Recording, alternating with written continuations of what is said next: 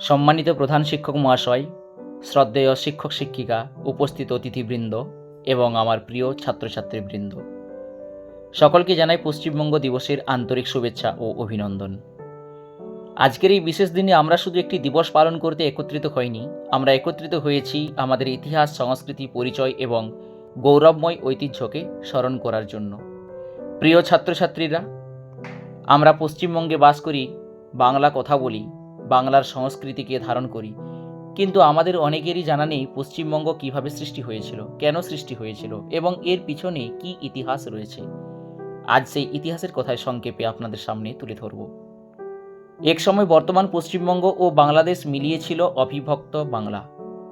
এই বাংলা ছিল ভারতের অন্যতম সমৃদ্ধ ও গুরুত্বপূর্ণ অঞ্চল। 1905 সালে ব্রিটিশ সরকার প্রথমবার বাংলাকে ভাগ করার সিদ্ধান্ত নেয়। ইতিহাসে এটি বঙ্গভঙ্গ নামে পরিচিত। কিন্তু বাংলার মানুষ প্রবল আন্দোলন গড়ে তোলেন। রবীন্দ্রনাথ ঠাকুরের নেতৃত্বে রাখি বন্ধন উৎসব পালিত হয়, মানুষ ঐক্যের বার্তা দেয়। অবশেষে জনবিক্ষোভের মুখে 1911 সালে বঙ্গভঙ্গ রদ করা হয়। কিন্তু 1947 সালে ভারতের স্বাধীনতার সময় আবার বাংলার ভবিষ্যৎকে প্রশ্ন ওঠে। তখন সিদ্ধান্ত নিতে হয়, অবিভক্ত বাংলা ভারতের অংশ হবে নাকি পাকিস্তানের অংশ হবে। 1947 সালের 20 জুন বাংলার আইনসভায় এক ঐতিহাসিক ভোটাভুটি অনুষ্ঠিত হয়। সেই ভোটাভুটিতে 58 জন সদস্য বাংলার পশ্চিমাঞ্চলকে ভারতের অন্তর্ভুক্ত করে পৃথক প্রদেশ গঠনের পক্ষে ভোট দেন। অন্যদিকে 21 জন সদস্য এর বিরোধিতা করেন।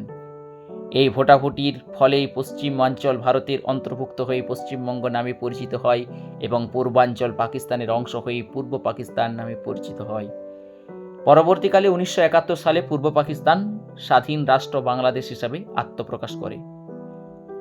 পশ্চিমবঙ্গ সৃষ্টির ইতিহাসে অন্যতম গুরুত্বপূর্ণ ব্যক্তিত্ব হলেন ডক্টর শ্যামাপ্রসাদ মুখোপাধ্যায়। তিনি দৃঢ়ভাবে বিশ্বাস করতেন যে বাংলার পশ্চিমাংশ ভারতের সঙ্গে থাকা উচিত। তার নেতৃত্ব, প্রচেষ্টা এবং রাজনৈতিক দূরদর্শিতা পশ্চিমবঙ্গ গঠনের ক্ষেত্রে অত্যন্ত গুরুত্বপূর্ণ ভূমিকা পালন করে। তাই পশ্চিমবঙ্গের ইতিহাস আলোচনা করতে গেলে তার নাম শ্রদ্ধার সঙ্গে স্মরণ করতেই হয়। প্রিয় ছাত্রছাত্রীরা, পশ্চিমবঙ্গ শুধু একটি রাজ্য নয়, এটি ভারতবর্ষের সাংস্কৃতিক রাজধানী হিসেবেও পরিচিত। এই বাংলার মাটিতে জন্মগ্রহণ করেছেন বিশ্বকবি রবীন্দ্রনাথ ঠাকুর, ঈশ্বরচন্দ্র বিদ্যাসাগর, নেতাজি সুভাষচন্দ্র বসু, স্বামী বিবেকানন্দ, জগদীশচন্দ্র বসু, আচার্য প্রফুল্লচন্দ্র রায়, কাজী নজরুল ইসলাম। রবীন্দ্রনাথ ঠাকুর আমাদের বিশ্ব সাহিত্যের গর্ব। বিদ্যাসাগর আমাদের মানবতা, শিক্ষা ও সমাজ সংস্কারের পথ দেখিয়েছেন। নেতাজি আমাদের শিখিয়েছেন দেশপ্রেম ও আত্মত্যাগের শিক্ষা। স্বামী বিবেকানন্দ আমাদের শিখিয়েছেন আত্মবিশ্বাস ও মানব সেবার আদর্শ। প্রিয় ছাত্রছাত্রীরা, আজকের পশ্চিমবঙ্গ দিবসে আমাদের নিজেদের কাছে কয়েকটি প্রশ্ন করা উচিত। আমরা কি আমাদের ইতিহাস জানি? আমরা কি আমাদের ভাষাকে ভালোবাসি? আমরা কি আমাদের সংস্কৃতিকে সম্মান করি? মনে রাখতে হবে, আগামী দিনের পশ্চিমবঙ্গ গড়ে তুলবে আজকের ছাত্র সমাজ।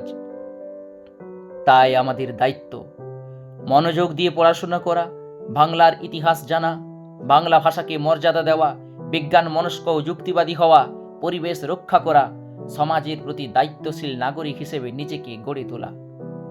একজন ভালো ছাত্রই একদিন ভালো শিক্ষক, বিজ্ঞানী, ডাক্তার, প্রশাসক কিংবা দেশের নেতৃত্ব দানকারী ব্যক্তি হয়ে উঠতে পারে। প্রিয় ছাত্রছাত্রীরা, পশ্চিমবঙ্গ শুধুমাত্র একটি ভৌগোলিক অঞ্চল নয়, এটি আমাদের ভাষা, এটি আমাদের সংস্কৃতি, এটি আমাদের ঐতিহ্য, এটি আমাদের গর্ব। দার্জিলিংয়ের পাহাড় থেকে সুন্দরবনের অরণ্য, গঙ্গার তীর থেকে দীঘার সমুদ্র সৈকত, সব মিলিয়ে পশ্চিমবঙ্গ আমাদের অস্তিত্বের এক অবিচ্ছেদ্য অংশ। আজকের এই পশ্চিমবঙ্গ দিবসে আমরা শ্রদ্ধা ভরে স্মরণ করি সেই সকল মহান ব্যক্তিত্বকে, যাদের ত্যাগ, সংগ্রাম ও দূরদর্শিতার ফলে পশ্চিমবঙ্গের সৃষ্টি সম্ভব হয়েছে। আমরা শ্রদ্ধা জানাই রবীন্দ্রনাথ, বিদ্যাসাগর, নেতাজি, স্বামী বিবেকানন্দ, শ্যামাপ্রসাদ মুখোপাধ্যায় এবং বাংলার গৌরবময় ইতিহাস নির্মাণকারী সকল মহাপুরুষকে।